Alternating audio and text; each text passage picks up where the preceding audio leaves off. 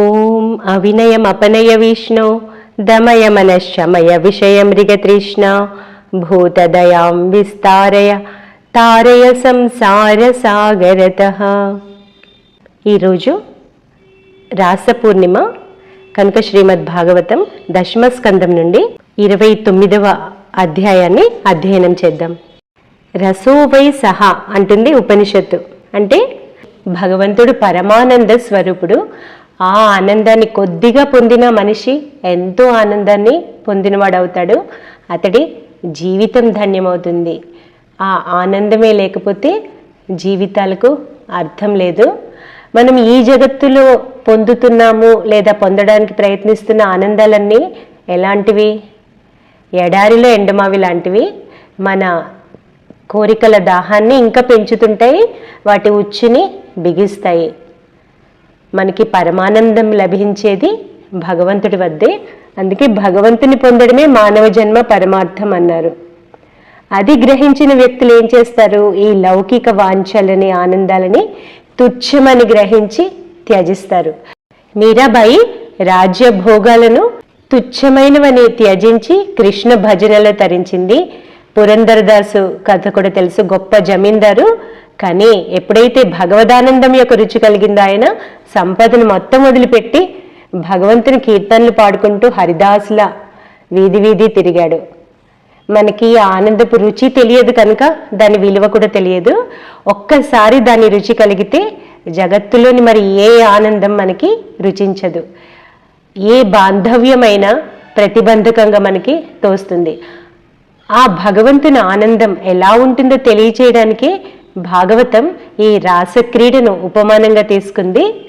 భగవంతుని ప్రేమకై భక్తుడు ఎలా తప్పిస్తాడు అని తెలియచేయడానికి గోపికలకు కృష్ణుడి పట్ల గల ఆకర్షణను ఉపమానంగా చూపిస్తుంది. భగవంతుడు భక్తులను ఏ విధంగా ఆకర్షిస్తాడు అని తెలియచేయటానికి శ్రీకృష్ణుని వేణుగానాన్ని ఉపమానంగా చూపిస్తుంది. ఈ విధంగా భగవంతుని పిలుపు, భక్తుడి వ్యాకులత, భగవంతుని పొందే ప్రయత్నం, ఆ తర్వాత భగవంతుని పొందిన ఆనందం, వీటన్నిటినీ ప్రతీకాత్మకంగా ఈ రాసక్రీడ ద్వారా మనం చూడొచ్చు. మనం ఒక విషయం గుర్తుంచుకోవాలి, శ్రీకృష్ణుని వేణుగానం ఎప్పుడు మోగుతూనే ఉంటుంది, భగవంతుని పిలుపు ఎప్పుడూ ఉంటుంది.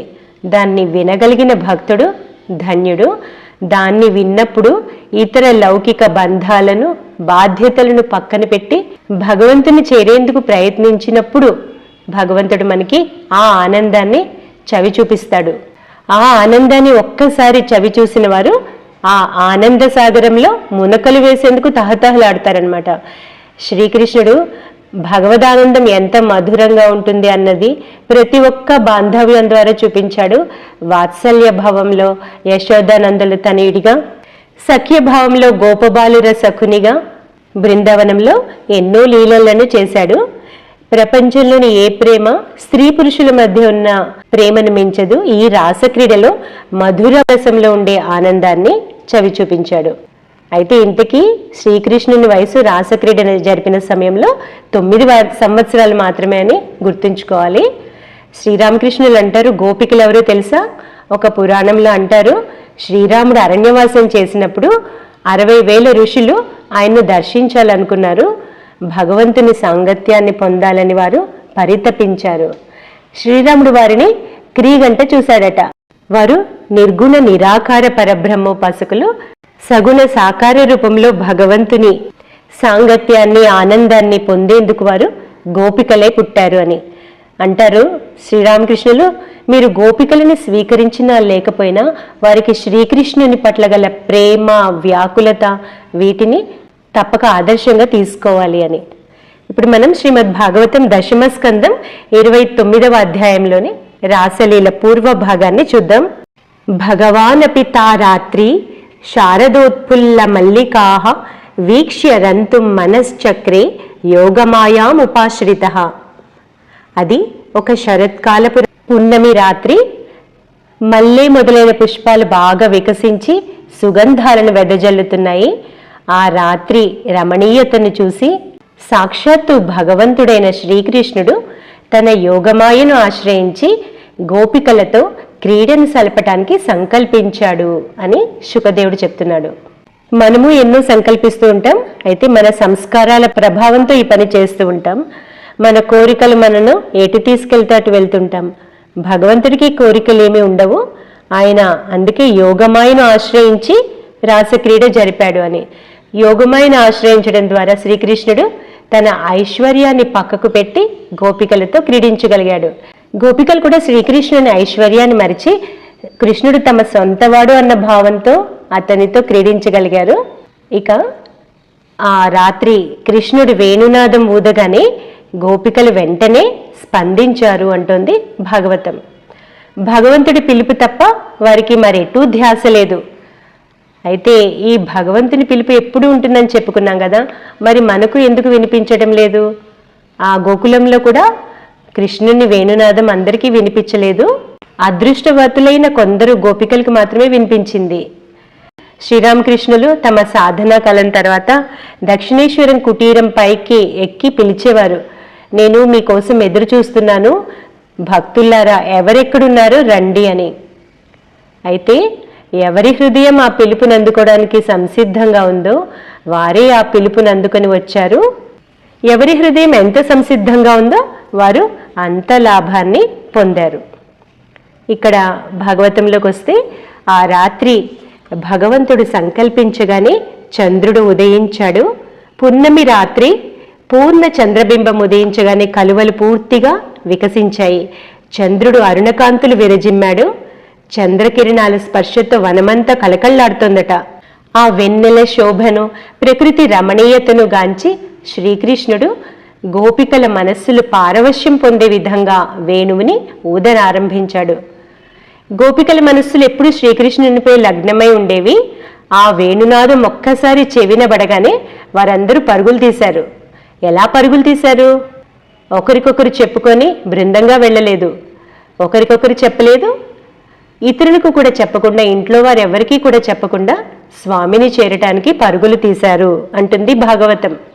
ఆధ్యాత్మిక మార్గంలో మనం ఎప్పుడు ఒంటరిగానే పయనిస్తాం. ముగ్గురు నలుగురు కలిసి సినిమాకు పార్టీకు వెళ్ళినట్టు ఇక్కడ గుంపుగా వెళ్ళడం ఉండదు. ఎవరి ప్రయాణం వారిదే, ఎవరి పురోగతి వారిదే. అక్కడ భగవంతుడు భక్తుడు తప్ప ఏ ఇతర వ్యక్తి, భార్య కానీ భర్త కానీ కూతురు కానీ కొడుకు కానీ ఎవ్వరికీ అవకాశం ఉండదు అన్న విషయం మనకి ఇక్కడ తెలుస్తుంది. భాగవతం అంటుంది, దుహంత్యో అభియయు కాశ్చిత్ దోహం హిత్వా సముత్సుకాః పయోధిశ్రిత్య సంయావ మనుద్వాస్య అపరాయయుః. ఆ గోపికల తీరు చాలా ఆశ్చర్యకరంగా ఉండిందట. ఆ వేణుగానం చెవిన సోకగానే ఆ పారవశ్యంలో వారికి ఏం చేయాలో తోచలేదు. కొందరు గోపికలు పాలు పితుకుతున్నారు, ఆ పనిని సగంలోనే ఆపివేసి పరుగులు తీశారు. కొందరు పొయ్యి మీద పాలు కాస్తున్నారు, వారు దాన్ని పొయ్యి మీదే వదిలిపెట్టి వెళ్ళిపోయారట. పరివేశయంత్యస్థిత్వా పాయయంత్య శిశూన్ పయః శుశ్రూషంత్య పతీన్ కాశ్చిత్ అశ్నంత్యో అపాస్య భోజనం. కొందరు బంధువులకు అన్నం వడ్డిస్తున్నారు, వారు మధ్యలోనే పాత్ర గరిట పక్కన పెట్టి వెళ్ళిపోయారు. కొందరు పిల్లలకి పాలు తాగిస్తున్నారు, ఆ పాలివ్వడం మధ్యలోనే ఆపి పిల్లని పక్కన పెట్టి వెళ్ళిపోయారట. కొందరు భర్తలకు సేవలు చేస్తున్నారు, కొందరు భోజనం చేస్తున్నారు, వారు మధ్యలోనే తినడం మానేసి పరుగులు పెట్టారు. లింపంత ప్రమృజంత్యోన్య అంజంత్య కాశ్చలోచనే వ్యత్యస్త వస్త్రాభరణ కాశ్చిత్ కృష్ణాంతికం యయుః. కొందరు వస్త్రాలు ధరిస్తున్నారు, కొందరు ఆభరణాలు ధరిస్తున్నారు, వారు కంగారులో వాటిని తిరగమరగలుగా ధరించి శ్రీకృష్ణుని చేరటానికి పరుగులు తీశారు.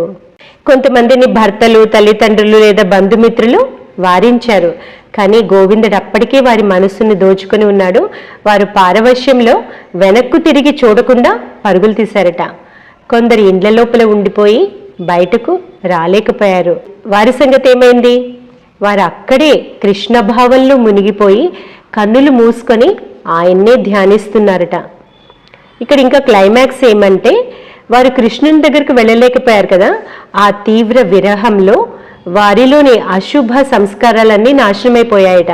అంటే కృష్ణుని పొందలేని విరహం ఎంత తీవ్రంగా ఉండిందంటే వారిలోని అశుభ సంస్కారాలన్నీ ఆ బాధతో పాటు నాశనమైపోయాయి. తర్వాత ధ్యానంలో ఆ శ్రీకృష్ణుని పిలుపునందుకుని శ్రీకృష్ణునే స్మరిస్తూ ఆలింగనం చేసుకొని మహదానందం పొందారు కదా. దానితో ఎంత ఆనందం పొందారంటే వారి జన్మజన్మల పుణ్యకర్మలన్నీ కూడా క్షయమైపోయాయి. కర్మలే ఈ దేహానికి మూలం. వారి కర్మలు ఎప్పుడైతే నశించాయో వారు సమస్త కర్మబంధాల నుండి విముక్తిని పొందారు అంటుంది భాగవతం. ఈ త్రిగుణాల వల్ల కలిగిన దేహాన్ని విడిచిపెట్టి భగవంతునితో ఐక్యం పొందారు. ఆత్మ పరమాత్మతో ఐక్యం చెందినప్పుడు ఇక ఈ దేహంతో అవసరమేముంది?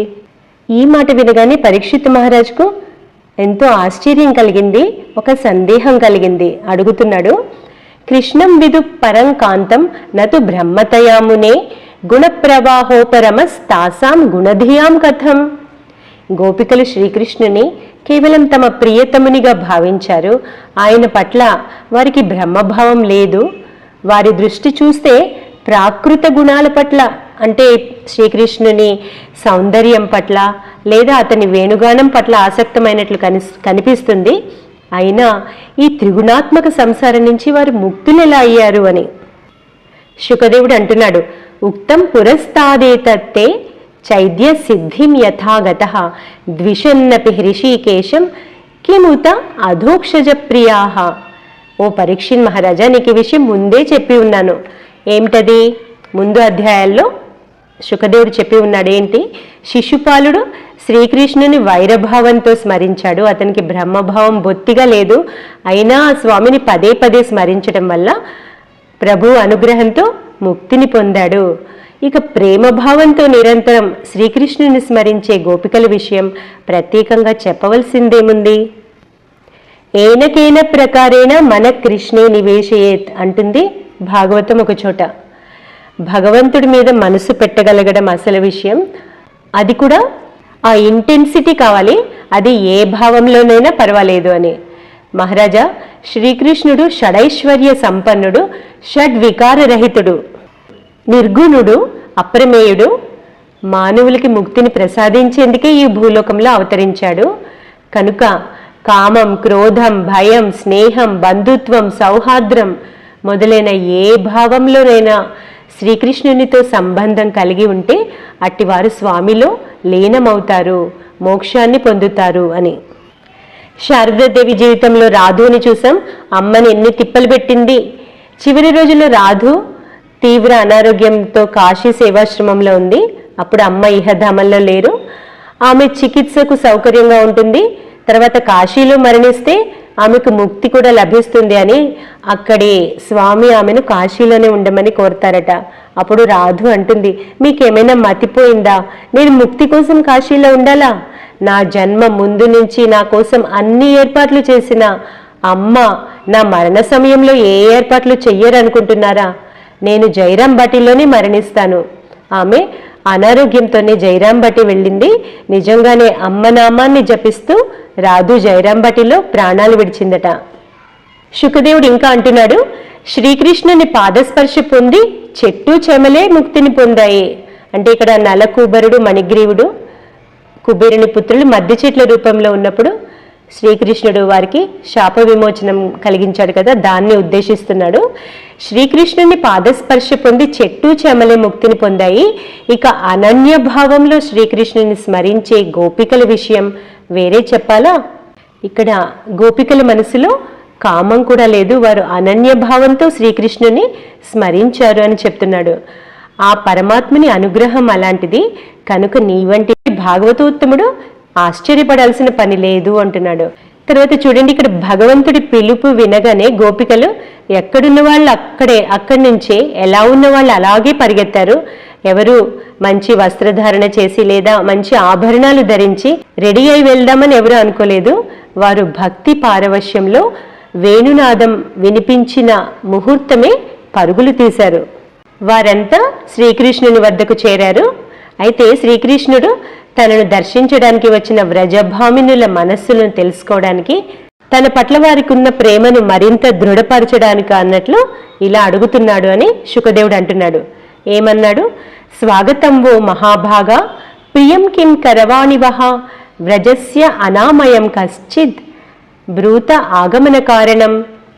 మీ శుభాగమనం నాకు చాలా సంతోషాన్ని కలిగిస్తోంది. మీకు అందరికీ నా స్వాగతం. వ్రజభూమి అంతా కుశలమే కదా, ఇంతకీ మీ రాకకు కారణమేమిటి? మీ ప్రీతి కోసం నన్ను ఏం చేయమంటారు? రజన్యేష ఘోర రూప ఘోర సత్వ నిషేవిత ప్రతియాత వ్రజం నేహ స్థేయం స్త్రీభి సుమధ్యమాహ. ఇది భయంకరమైన కాళరాత్రి. ఈ సమయంలో ఇక్కడ సింహాలు, పులులు మొదలైన క్రూర మృగాలు స్వేచ్ఛగా విహరిస్తుంటాయి. కనుక మీ వంటి కోమలాంగులు ఇచ్చట ఏమాత్రం నిలవరాదు. అయిందేదో అయింది, ఇక మీరు ఇంటికి తిరిగి వెళ్ళండి. మీరు అక్కడ కనబడకపోవడంతో మీ తల్లిదండ్రులు, భర్తలు, ఇతర ఆత్మీయ బంధువులు మీకోసం ఆందోళన పడుతుంటారు.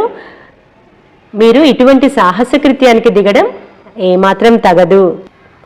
అందుకే ఆధ్యాత్మిక మార్గంలో పయనించటం అంటే కత్తిపై సాము వంటిది అంటారు. ఇక్కడ శ్రీకృష్ణుడు గోపికలను పరీక్షిస్తున్నాడు. వీరికి నేను ముఖ్యమా, సంసారం ముఖ్యమా అని. ఒక్కోసారి మన మనస్సే మనలో ఇటువంటి ప్రశ్నలను లేపుతుంటుంది. నేను ఇల్లు వాకిలి పట్టించుకోకుండా భగవంతుని స్మరించడం సరైన పనేనా?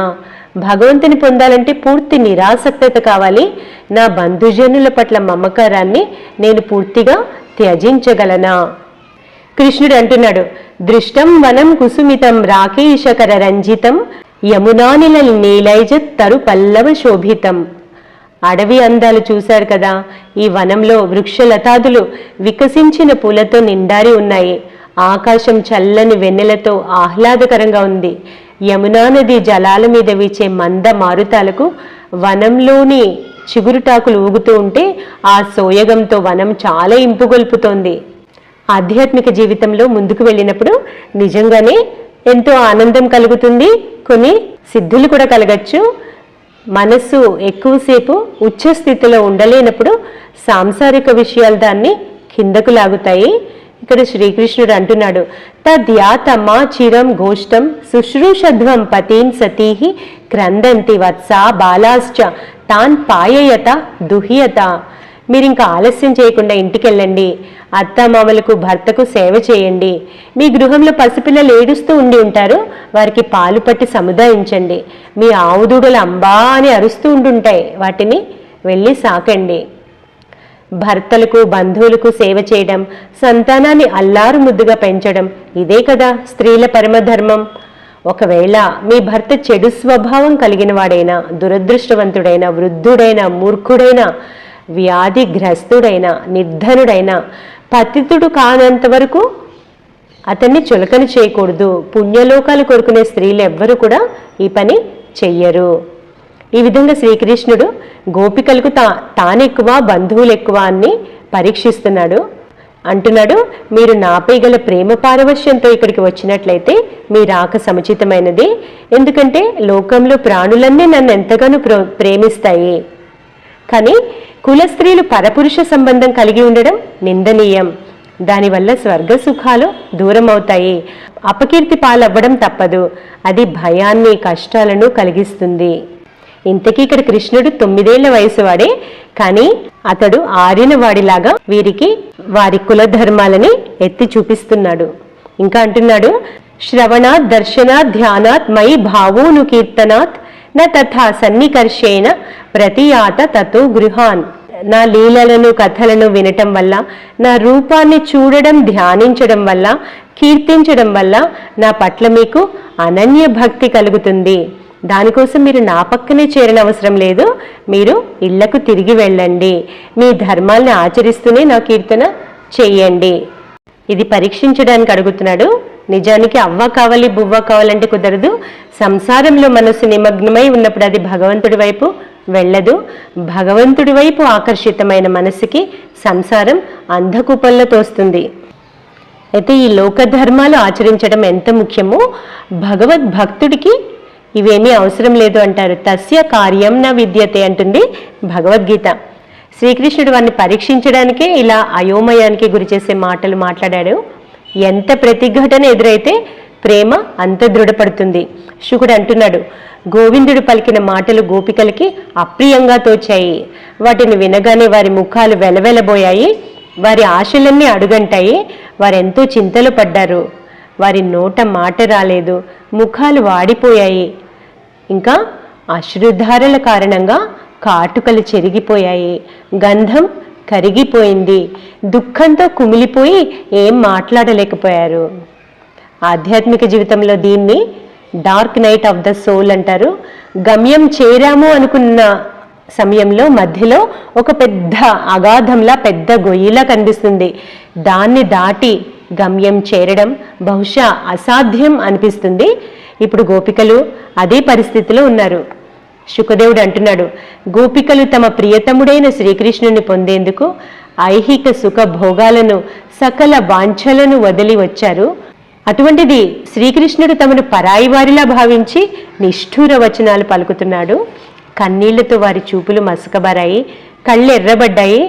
చివరికి వాళ్ళు కళ్ళు తుడుచుకొని ధైర్యం తెచ్చుకొని గద్గద కంఠంతో ఇలా అన్నారట, నువ్వింత పరుషంగా మాట్లాడడం ఏమాత్రం తగదు.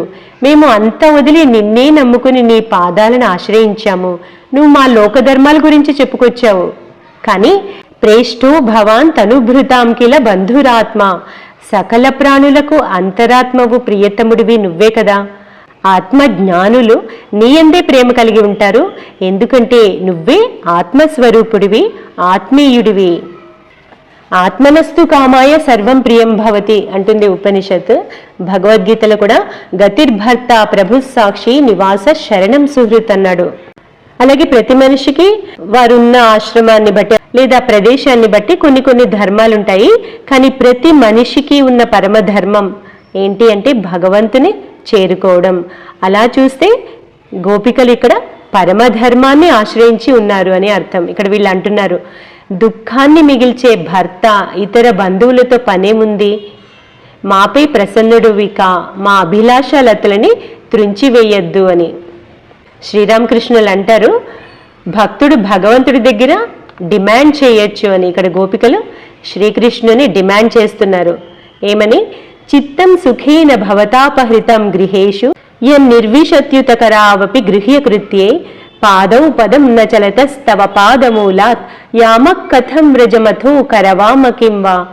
మా చిత్తాలు ఇంటి విషయాల్లోనే మునిగి తేలేవి, మా చేతులు కూడా ఆ చిత్తాన్ని అనుసరించి ఇంటి పనుల్లోనే నిమగ్నమై ఉండేవి. మేము చూస్తుండగానే నువ్వు మా చిత్తాలను అనాయాసంగా ఎప్పుడూ దోచేశావు.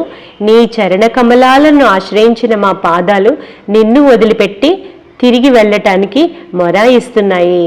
ఇటువంటి పరిస్థితిలో మేము వ్రజభూమికి ఎలా వెళ్తాము? వెళ్ళక్కడ ఏం సాధించాలని? మా మనస్సులు ఇక్కడే ఉన్నాయి, మా శరీరాలు మాత్రం అక్కడికి వెళ్ళి ఏం చేస్తాయి? సించాంగన త్వదధరామృత పూరకేణ హాసావలోక కలగీత జహృచ్ఛయాగ్నిం నచీద్వయం విరహజాగ్నియుపయుక్త దేహ ధ్యానేన యామ పదయో పదవీం సఖేతే. ఓ సఖ, మురిపించే నీ చిరునవ్వులు, ప్రేమను కురిపే నీ చూపులు, మనోహరమైన నీ మురళీరవం ఇవన్నీ కలిసి నీ పట్ల మా ప్రేమాగ్నిని రగిల్చాయి. నీ అధరామృతంతో దాన్ని చల్లార్చు. నువ్వు మా అభిలాషను నెరవేర్చుకుంటే నీ విరహాగ్నిలోనే మా దేహాలు బూడిదవుతాయి. నిన్ను ధ్యానిస్తూ నీ చరణ సన్నిధికే చేరుకుంటాము. శ్రీరామకృష్ణులు దక్షిణేశ్వరంలో కాళీమాత దర్శనానికై తప్పిస్తూ చివరికి గుడిలో ఎదురుగా ఉన్న కొడవలి చేత పట్టుకొని, అమ్మా ఇప్పుడే నీ దర్శనం ఇస్తావా, లేకుంటే నేను ఈ కొడవలతో దేహత్యాగం చేస్తాను, ఒక్క నిమిషం కూడా ఇక నేను వేచి ఉండలేను అన్నారు. అలాగే ఇక్కడ గోపికలు శ్రీకృష్ణుని సాంగత్యం లభించకుంటే తమ దేహాలనే వదిలిపెట్టడానికి సన్నద్ధులయ్యారు. వారు అంటున్నారు, మధురమైన నీ వేణుగానం విని ముల్లోకాలను సమ్మోహపరిచే నీ రూప సౌందర్యాన్ని చూసి గోవులు, పక్షులు, చెట్లు, పశువులు కూడా పులకించిపోతాయి. అటువంటిది నీ గాన మాధుర్యాన్ని విని నీ రూప సౌందర్యాన్ని గాంచి వ్యామోహానికి గురికాని స్త్రీ ముల్లోకాల్లోనైనా కనబడుతుందా? ఇక్కడ మనం ఒక ముఖ్యమైన విషయం గ్రహించాలి. ఇక్కడ గోపికలు స్త్రీలు కనుక ఒక స్త్రీ పురుషుని సాంగత్యం కోరుతోందని భావించకూడదు. ఇక్కడ గోపికలు జీవునికి ప్రతీక, కృష్ణుడు పరమాత్మునికి ప్రతీక. ఇది ఆత్మ పరమాత్మల సంబంధం ప్రతీకాత్మకంగా ఈ కృష్ణుడు గోపికల ద్వారా చూపించబడుతుంది. మనకి తెలుసు, శ్రీరామకృష్ణులు స్త్రీ భావంలో మధురభావ సాధన చేశారు. చైతన్యుడు తను రాధగా భావించుకొని కృష్ణుని కోసం పరితపించేవాడు. ఒకసారి మీరాబాయి బృందావనంలో రూపగోస్వామిని కలవాలనుకుంది. నేను స్త్రీలను కలవను అని రూపగోస్వామి కబురు పంపారట. అప్పుడు మీరాబాయి సందేశం పంపింది, నాకు తెలిసినంత వరకు ఈ బృందావనంలో శ్రీకృష్ణుడు ఒక్కడే పురుషుడు, మిగతా అందరూ స్త్రీలే, మరొక పురుషుడు బృందావనంలో ఉన్నాడా అని.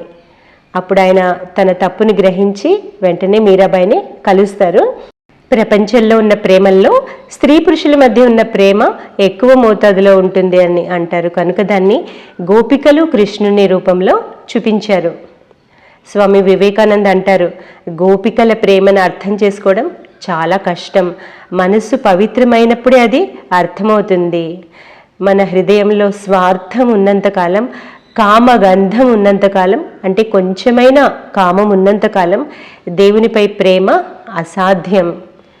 ముందు మీరు సంపదపై, పేరు, కీర్తిలపై ప్రేమను, ఈ 3 ప్రపంచంపై గల ప్రేమను మర్చిపోండి. అప్పుడే మీరు గోపికల ప్రేమను అర్థం చేసుకుంటారు. ఒక్క విషయం గుర్తుపెట్టుకోవాలి, స్వామి వివేకానంద అంటారు, కామం గుడ్డిది, అది నరకానికి దారితీస్తుంది. ప్రేమ స్వర్గానికి దారితీస్తుంది. గోపికల ప్రేమలో కామం లేదు.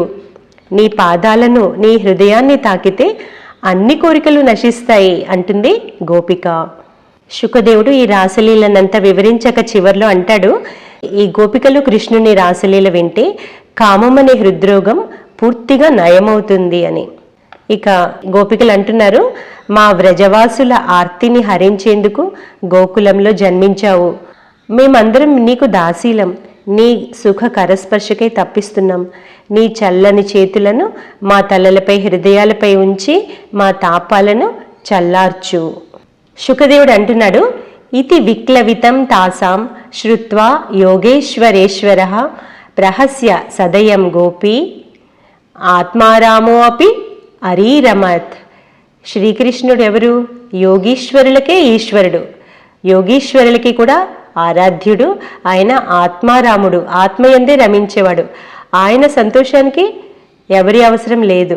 అయినా కూడా ఇది వికలితం తాసాం శ్రుత్వా, ఆ గోపభామలు ప్రేమ పారవశ్యంలో మొరపెట్టుకుని పలికిన విలాప వచనాలను శ్రద్ధగా ఆలకించాడు అని. సదయం వారిపై జాలిగొని, ప్రహస్య చిరునవ్వును చిందిస్తూ అందరితో శ్రీకృష్ణ రూపుడై క్రీడించాడు అంటున్నాడు. తాభిస్సమేతాభిరుదార చేష్టిత ప్రియేక్షణోత్ఫుల్లముఖీభిరచ్యుత ఉదారహాస ద్విజకుందధీధతి వ్యరోచతైనాంక ఇవోఢుభిర్వృత. చిరునవ్వులు చిందించే శ్రీకృష్ణుని సుందర వీక్షణలు చూసి గోపికల ముఖాలు మళ్ళీ వికసించాయి. అప్పుడు శ్రీకృష్ణుడు తన భావ భంగిమలతో, చేష్టలతో, మనోజ్ఞమైన దరహాసంతో గోపికలను రంజింపచేశాడు. గోపికలందరూ మల్లె మొగ్గల వలె మండలాకారంలో ఉన్నారు. వారి మధ్య శ్రీకృష్ణుడు నక్షత్ర మండలంలో శోభిస్తున్న చంద్రునిలాగా అలరారాడు అంటున్నాడు. ఉపగీయమాన ఉద్గాయన్ వనితాశతయూథపః మాలాం బిభ్రత్ వైజయంతీం వ్యచరన్ మండయన్ వనం. శ్రీకృష్ణుడు వెలుగులు వెదజల్లే వైజయంతి మాలను ధరించి ఉన్నాడు. గోపవనితలు ప్రేమ పారవశ్యంలో శ్రీకృష్ణుని గుణగణాలను, లీలా వైభవాలను కీర్తిస్తూ ఉన్నారట. శ్రీకృష్ణుడు కూడా వారి ప్రేమాతిశయాన్ని, రూప లావణ్యాలని మెచ్చుకుంటూ గానం చేస్తున్నాడు. వారలా ఆ యమునా నదీ తీరంలో చల్లని ఇసుక తిన్నెలపై చేరి విహరిస్తున్నారు. యమునా నది శీతల జల తరంగాల మీదుగా, యమునలో వికసించిన పరిమళాలు వెదజల్లే కలువల మీదుగా మందమారుతం వీస్తూ ఉంది. అది వారికి ఎంతో హాయిని చేకూరుస్తోంది. గోపికలు కృష్ణుని సరసన తనివితీరా సుఖానందాలను పొందుతున్నారు. వారి మనోరథాలు ఈడేరాయి అని ఇక్కడ 29వ అధ్యాయం ముగుస్తుంది. రాసలీలలోని మిగతా భాగాన్ని మనం వచ్చే వారాలలో చూద్దాం. ముకుంద మూర్ధ్నా ప్రణిపత్య యాచే భవంతమేకాంతమియంతమర్థం అవిస్మృతి త్వచ్చరణారవిందే భవే భవే మేస్తు తవ ప్రసాదాత్.